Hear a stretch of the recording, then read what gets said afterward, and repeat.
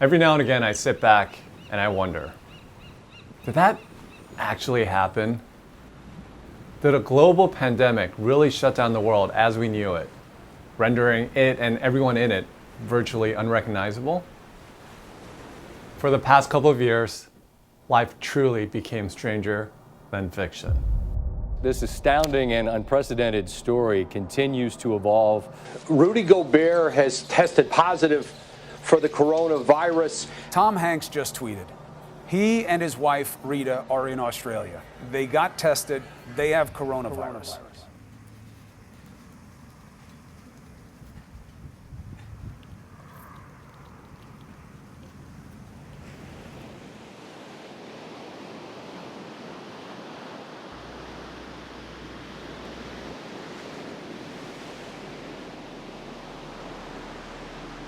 I have to be honest about something.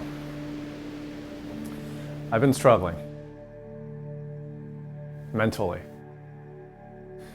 Only it's not depression, and it's not necessarily sadness or loneliness. You see, post-March 2020, what followed in the ensuing months were some of the most uncertain and chaotic times in my life. As many of you are aware, race events were canceled one by one, and subsequently, so did work. But more importantly, community was lost. And day by day, bit by bit, I started to lose my sense of identity and purpose. At first, it was kind of neat. Unprecedented as it was, there was a sense of unity. I mean, as scary as those early days were, when was the last time the entire world was unified by one event?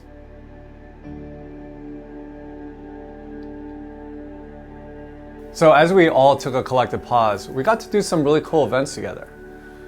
Virtual events by runners from all over the globe, celebrating frontline healthcare workers, catching up with old friends on Zoom. But then it just became Groundhog Day. Frustration spilled out over social media, on television, and at times on the streets.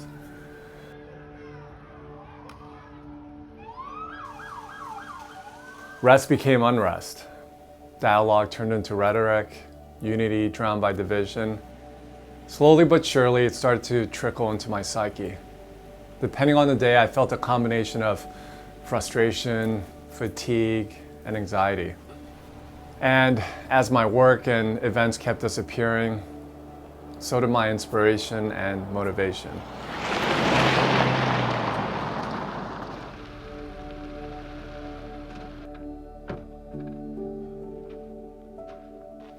Some refer to this phenomenon as languishing.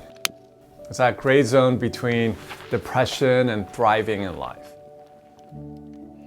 Dulls your motivation and disrupts your ability to focus.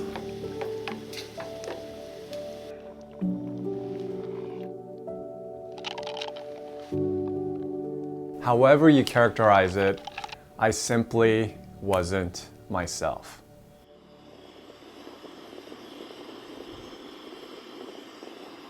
Of course, the easy way out is to think of yourself as a victim.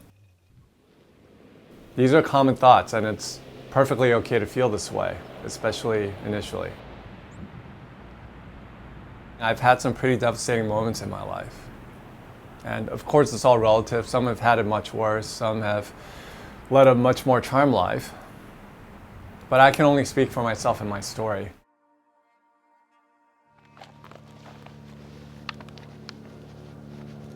Whenever I had an incident that turned my world upside down, I initially despaired. I self-pitied. But born from those incidents always came opportunity. Opportunities that would not have presented themselves, or at least as profoundly as they did otherwise. I found running and the running community when we lost our father unexpectedly. I found my work and my calling as a storyteller in the aftermath of heartbreak. It's not always linear, but sometimes when a change is so seismic, the opportunity can be as well. While the past 2 years have been tough for many of us, I know there were some great things to come from this as well. In the news and social media, much has been made about the economic and the obvious physical toll the pandemic has had, but we mustn't forget the importance of good mental health and our chosen communities in their importance in feeding our soul. I came across a TED Talk that really punched me in the gut in a good way. And it was actually given in 2015, a few years before COVID. It was a talk given by psychiatrist Robert Waldinger about a long-term Harvard study that tracked several case studies over several decades on what makes for a happy life. And spoiler alert, it wasn't fame and it wasn't money. Well, the lessons aren't about wealth or fame or working harder and harder. The clearest message that we get from this 75-year study is this: good relationships keep us happier and healthier, period. We've learned 3 big lessons about relationships. The first is that social connections are really good for us and that loneliness kills. It turns out that people who are more socially connected to family, to friends, to community are happier, they're physically healthier, and they live longer than people who are less well connected. And the experience of loneliness turns out to be toxic. People who are more isolated than they want to be from others find that they are less happy, their health declines earlier in midlife, their brain functioning declines sooner, and they live shorter lives than people who are not lonely. I'd like to close with a quote from Mark Twain.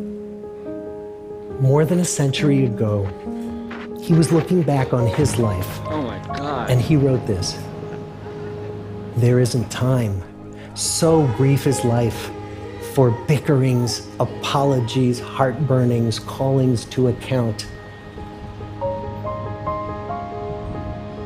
There is only time for loving, and but an instant, so to speak, for that. The good life is built with good relationships.